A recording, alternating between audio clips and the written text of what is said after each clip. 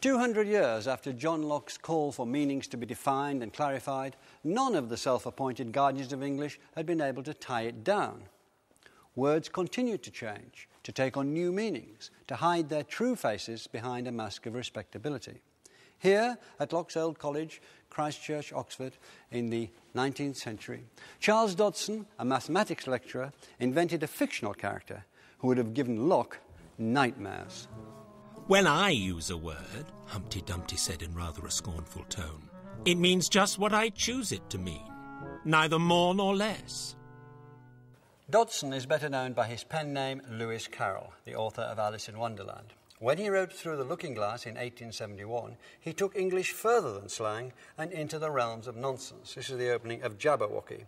'Twas brillig, and the slithy toes did gyre and gimble in the wave. All mimsy were the borogoves, and the mome wraths outgrabe. The only interpreter of this verse that Alice can find is Humpty Dumpty, who defines words just as he wants to. Locke and the language police who came after him would not have approved. It's nonsense, but intellectual nonsense, a clever game with words, quite different from the way the lower classes speak, according to an article that Dodson wrote. A word means what the speaker intends by it, he wrote, and what the hearer understands by it, and that is all. This thought may lessen the horror of some of the language used by the lower classes, which is often a mere collection of unmeaning sounds.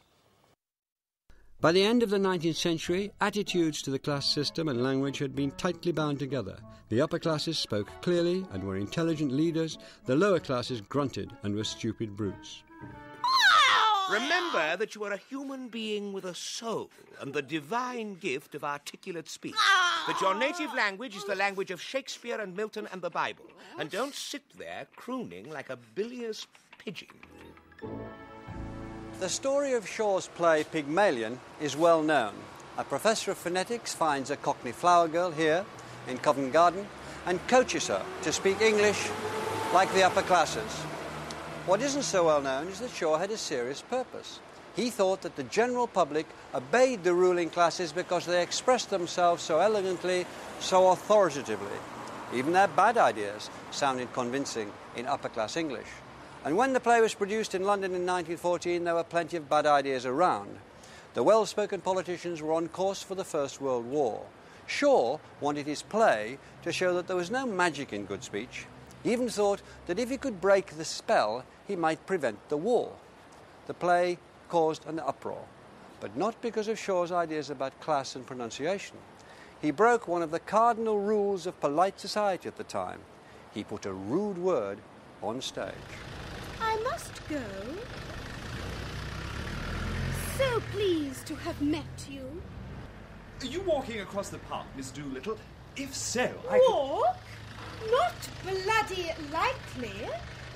I am going in a taxi. That one word, bloody, was the talk of the nation. It caused so much fuss that it erased Shaw's serious message.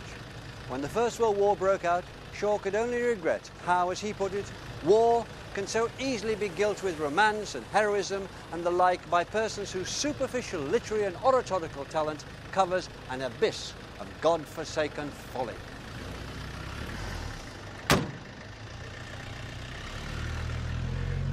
Two centuries previously, the Age of Enlightenment had dreamed of order and of a unified language, ending conflict. But it was the First World War that would begin the long decline of the social order and its idea that you were a better person if you spoke proper English.